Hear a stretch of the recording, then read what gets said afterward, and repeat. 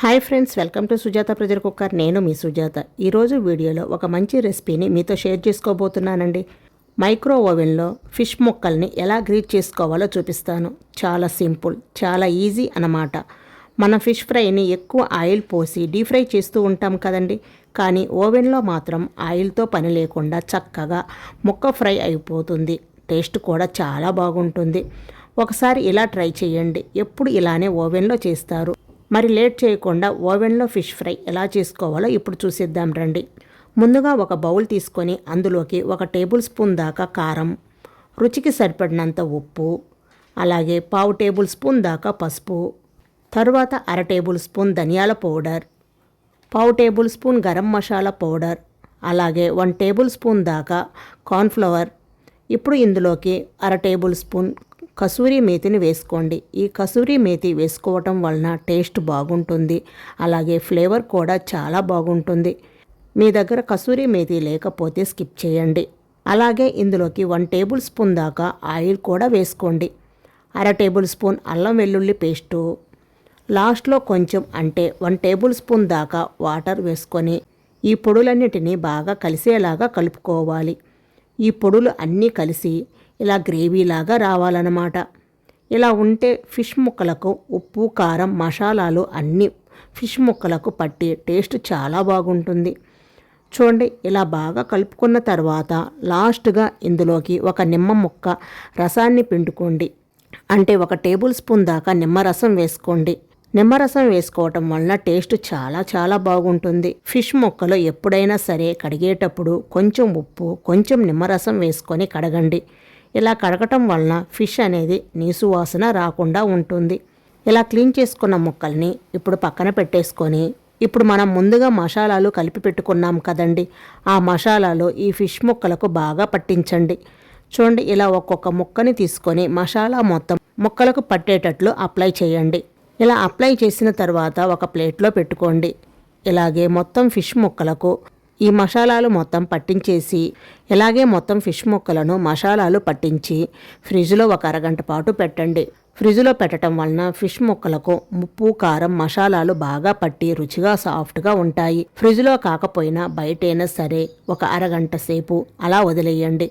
అరగంట తర్వాత మనం గ్రీట్ చేసుకోవచ్చు. అరగంట తర్వాత ఈ ఫిష్ ముక్కలను గ్రిల్ స్టాండ్లో ఒక్కొక్కటిగా పెట్టుకోండి. ఇలా మొత్తం ముక్కలు గ్రిల్ స్టాండ్లో పెట్టుకున్న తర్వాత దీనిని తీసుకెళ్లి మైక్రో ఓవెన్లో పెట్టుకోవాలి.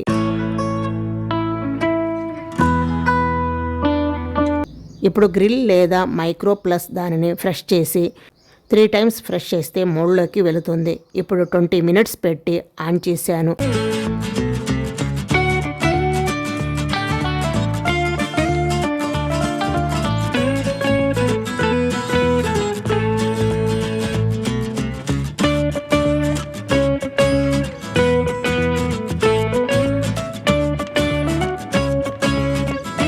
త్రీ టైమ్స్ ఫ్రెష్ చేయటం వలన 75% కుక్ అవుతుంది, 100% గ్రిల్ అవుతుందన్నమాట. సో ఇప్పుడు కుక్ అయింది. ఇప్పుడు ఒకసారి ఓవెన్ నుంచి తీసి లైట్గా ఆయిల్ అప్లై చేయండి. మీరు బయటకు తీసేనా ఆయిల్ అప్లై చేయవచ్చు. నేను దాంట్లోనే ఉంచి ఆయిల్ అప్లై చేస్తున్నాను.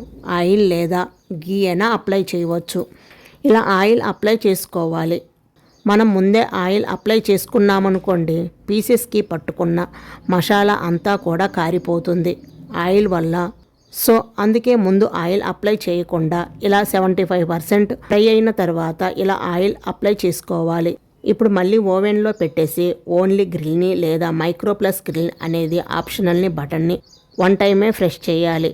మనం గ్రిల్ చేస్తున్నాము, ఆల్రెడీ కుక్ అయ్యింది కాబట్టి ఇప్పుడు గ్రిల్ చేస్తున్నాము. ఫ్రెష్ చేసి 10 to 20 మినిట్స్ పెట్టి స్టార్ట్ చేయాలి. సో 10 మినిట్స్ తర్వాత చూద్దాం.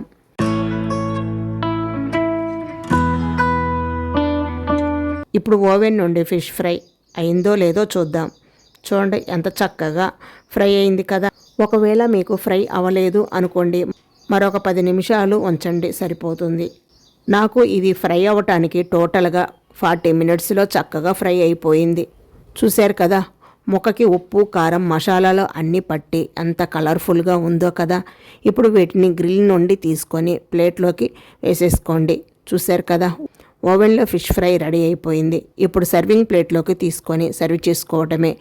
ఈ ఫిష్ ఫ్రై టేస్ట్ కూడా చాలా బాగుంటుంది. ముక్క కూడా సాఫ్ట్గా చాలా రుచిగా ఉంటుంది.